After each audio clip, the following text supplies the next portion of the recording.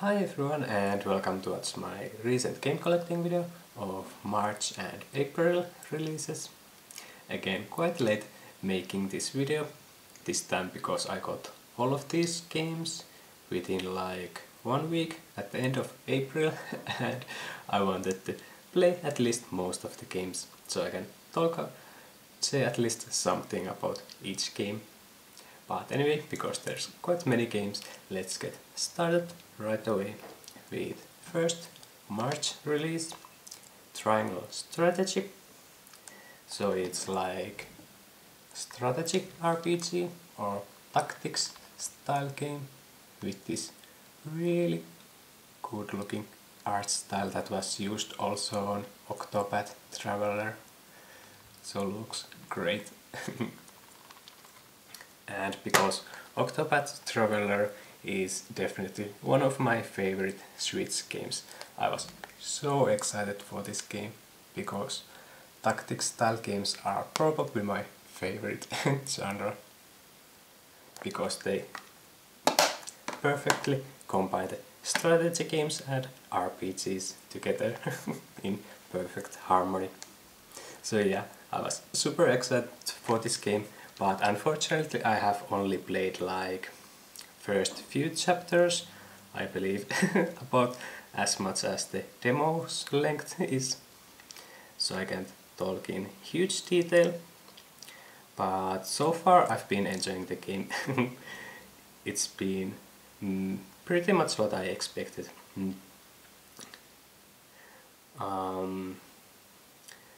The combat is exactly what I hoped. Really fun and also challenging tactics style combat. Already the second battle on hard difficulty was quite challenging if you want to keep everyone alive. Of course there isn't huge penalty if someone of your allies dies, there's no permadeath or anything, but it's just some personal extra challenge to keep everyone alive in each battle. So yeah, the combat is really fun. So far maybe the amount of how you can customize your characters, I would hope a little bit more on that. At least so far it seems the customization on characters is very minimal. Each character is like built for a certain playstyle and role in your party, which is fine. But it gives very little amount of customization for your character, and majority of customization for your party simply becomes of which characters you get to your party. And from what I understand, you get different characters depending on the choices that you make during the story, so there seems to be some replay value to the game. So yeah, so far I've been enjoying. The story seems somewhat basic, but because of the different choices that you make, it seems like interesting. And it's definitely more interesting than the story in Octopath Traveler, which was too much scattered between the characters. This one seems more interesting in general, story-wise. But yeah, I'm definitely looking forward to playing through the game during the summer when there's less game releases. So yeah, so far I've been enjoying it. And they are now making Live a Live with the same amazing art style.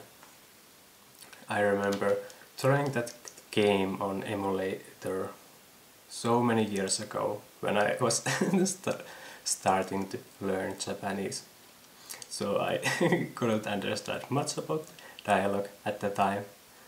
So I only played like one of the stories that you can choose at the beginning. But yeah, I'm excited for that game as well. Live a Live. Is that how you pronounce that confusing name? So yeah. Next March release, Persona 4, the Ultimax Ultra Super Suplex Hold. So confusing name. So it's the Persona fighting game from Arc System Works. And I did play one of the iterations on PS3 of this game. This is like re-release of the same fighting game that was released on PS3 a long time ago. So I'm not even sure if there's anything new in this new release, or is it just simple port of that game, of the final iteration of the Persona fighting game. But yeah, since Arc System Works makes my favorite fighting games and I remember enjoying the game on PS3, I decided to get it, especially because it wasn't like full-priced game, it was much cheaper than usual. But so far I haven't had time to play this new release yet at all. Probably will at least play through the story again at some point. And next, Stranger of Paradise Final Fantasy Origin. So it's from Koei Tecmo and Team Ninja, who made Nioh, that kind of really fast-paced Souls-like style game, if you consider Souls-like genre. And this game is basically Nioh with Final Fantasy skin, if you want to put it that way, because the combat feels very similar to Nioh, this really fast-paced action game. And it kind of retells the story of original Final Fantasy, but it doesn't take the story seriously at all. And I do like it how it's so funny, the scenes are so so kind of out of place in a good way. It's so funny, the scenes and so on. And surprisingly, at the end there are some twists to the story, and at that point I was so surprised. Okay, this story makes much more sense than I originally thought. So yeah, it's really funny to see kind of retelling of the first Final Fantasy game in a completely different style game. And it definitely has some nostalgia value also if you have played the first Final Fantasy game, because you see the same bosses, same major bosses in this game as well. So yeah, story-wise it's really fun, and gameplay-wise it's also so great. If you enjoy Nioh game, this is definitely worth trying because it's so similar. But in addition, it also kind of takes the job system and also the idea of always having companions with you from Code Vein, and pretty much perfect those mechanics as well. So yeah, I was so surprised how much I enjoy this game. Originally I was a little bit on the fence how good is it going to be because of the original reaction of those first trailers for the game. They were somewhat confusing, but yeah, I ended up enjoying this game so much. I definitely want to recommend it for any Souls-like fans, if you like more faster paced action games also. I feel like many people have kind of overlooked the game because of the original impression. There was something else also I wanted to mention, but I already forgot. Yeah, I enjoy the game so much. Oh right, I meant to talk about the break damage system. I feel like so there is this break damage mechanic that is similar to Sekiro, where you do enough break damage to the enemy, you can simply kill them in one shot. And I feel like that mechanic is one of my little problems in the game because of how badly the scaling of that mechanic works, because it completely depends on your average equipment level compared to enemies level, and that leads to situations where you are, especially if you play on hard difficulty, your first playthrough, the level gap between missions can cause the issue where the equipment level that you got from previous mission is way too low for the next mission, and you do absolutely no break damage at all. But as soon as you get few new equipments from first enemies in the mission, suddenly you are already doing way more damage. And especially in post-game content, if you collect like really high equipment, you suddenly kill all bosses in few attacks. It's kind of broken if you want to completely break the mechanic. But yeah, maybe it's a little bit less of a problem on normal difficulty. But yeah, otherwise I really enjoy the game. And next, Relaya, which I got as this deluxe edition shiny box. So it's another strategy RPG or tactics style game from Kadokawa Games. Its previous similar game was God Wars. So if you've played that one, you might know what to expect, but with completely different theme this time.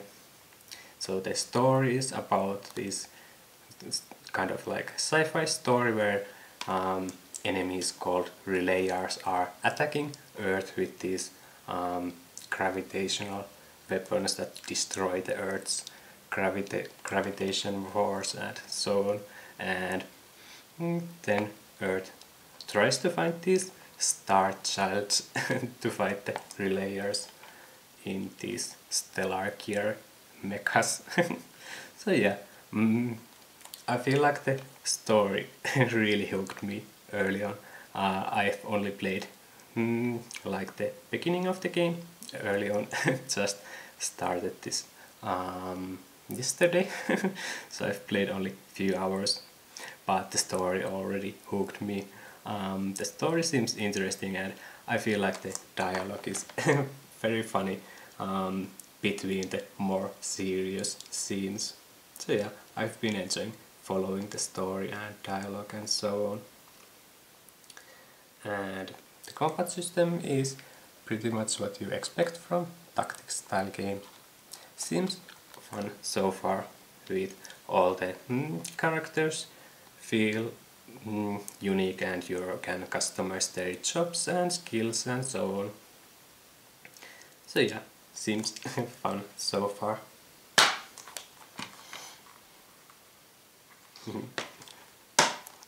Two really promising tactics style games within couple months from each other. What else did I mean to say? Oh, and the attack animations are quite cool also. I was originally a little bit afraid how the game is going to look, because I saw some gameplay trailers, but actually when you are playing, the environments are really cool when you see the planets behind the areas and so on, and also the attack animations are really cool. So yeah, it's also quite cool looking game. Also the character artwork during the dialogue also so great, and music also seems great. So yeah, so far I've been enjoying pretty much everything about the game. Only little thing seems to be some bugs already, even though I've played only few hours. The game already froze once during these attack animations. I do hope that isn't too much of an issue when playing the game. Really annoying if you have to start the entire battle because of freezing during attack animation. But yeah, otherwise seems really promising. Can't wait to play more of this game also. And next, last March release. So Miss Kobayashi's Dragon Maid, Burst Fort, Choro-gon Breath. So it's based on the Miss Kobayashi's Dragon Maid IP, and it's like vertical shoot 'em up game where you can play as Thor, Elma and Kanna. Each have their own weapon style. Thor simply shoots these straight beams, making most single target DPS. Elma shoots these wider attacks, hitting more smaller targets, and Kanna having like this homing style weapon. So yeah, the basics of the game seems to be fun. Also there's this like melee style attack where you charge towards the enemies. I was a little bit confused in which situation you should use it, because I always ended up getting damage when using that. Maybe you should combine it with the backstep dodging ability to going in and out of the combat situation to make most use of it.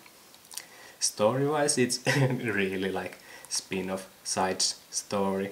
It's about the characters getting stuck inside cursed computer and having to play through these different stages as games and getting out of the cursed computer. And the story and also the game is rather short. I believe there's only like 6 stages, I think there was. But there are 5 different endings, and also you can collect these little illustrations during the gameplay. Their enemies drop these little pieces of these illustrations, and once you have collected all the pieces you unlock the cute illustrations that you can view in the gallery mode. So yeah, even though the game is rather short, there is some replay value for it. Also the difficulty customization is fun, because you can there's 2 different difficulty settings that you can choose between. Make customization. There's the usual difficulty setting and also this risk rate. Both have 5 different options to choose from. The difficulty setting basically just changes how many enemies there are and how challenging the bullet patterns of bosses are, and the risk rate increases the score you get, and also how many treasures you find, but it also makes it so you take more damage.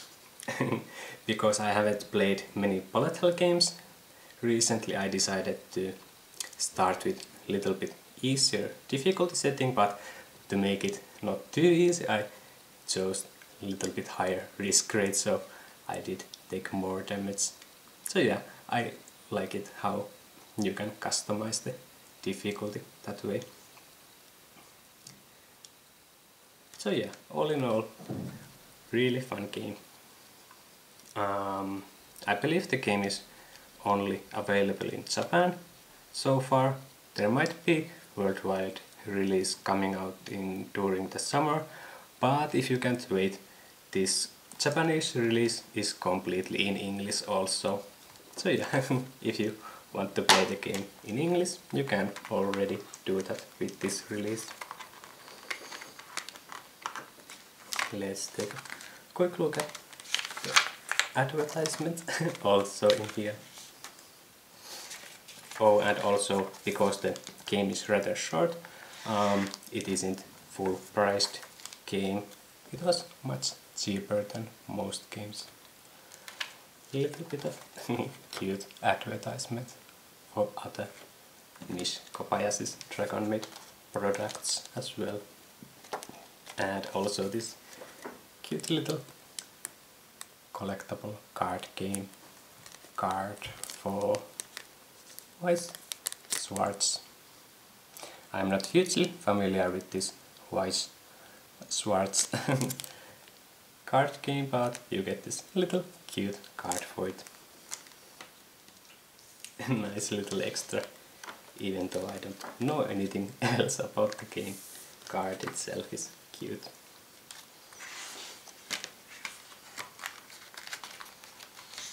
So yeah, all in all, it's rather fun little game, and if you like the Miss Kobayashi's Dragon Maid IP in general, the story, even though it's short, it's fun.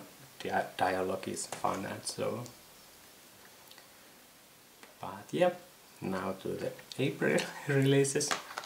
First one being Hyperdimension Neptune, Sisters vs Sisters, which I got as this Sisters Special Edition.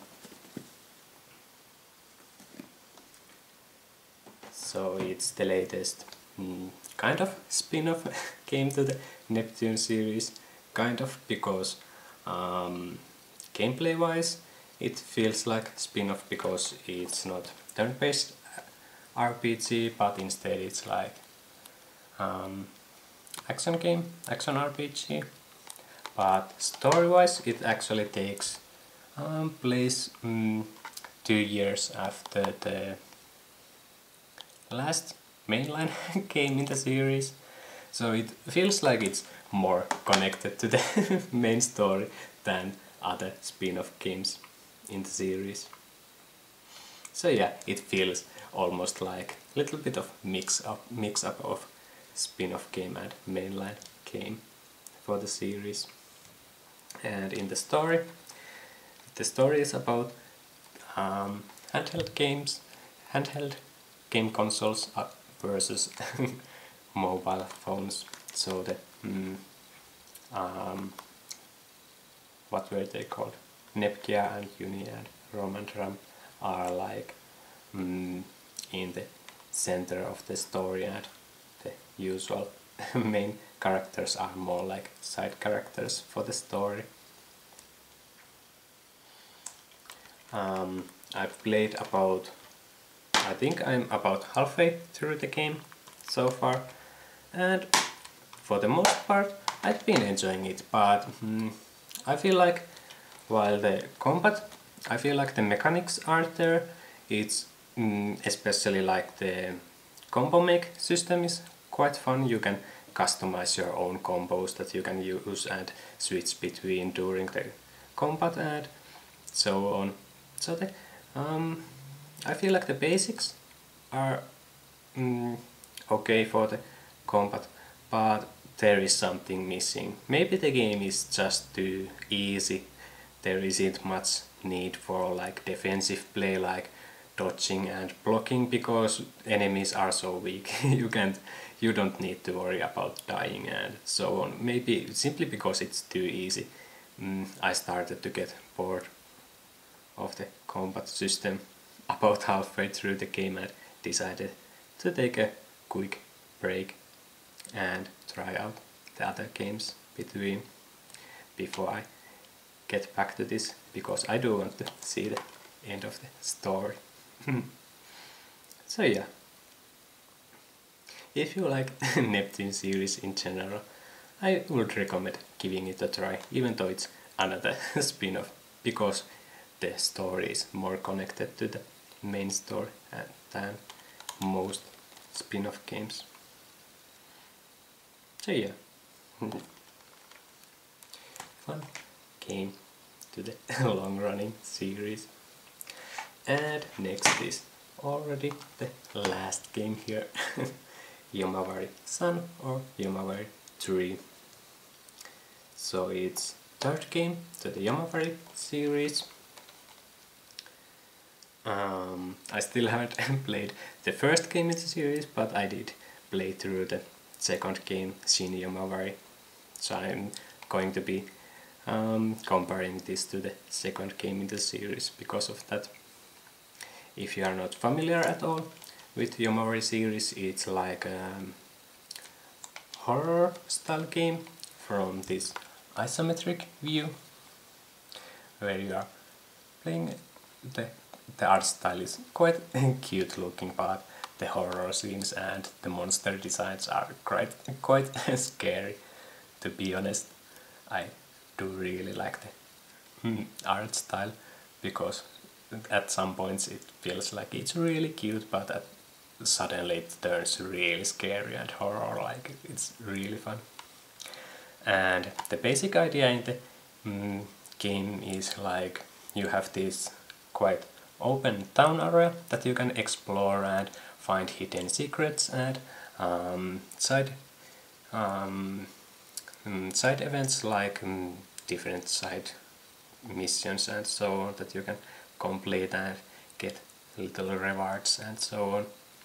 And then there are these more special locations in the town that you can access and see these more kind of scripted story scenes.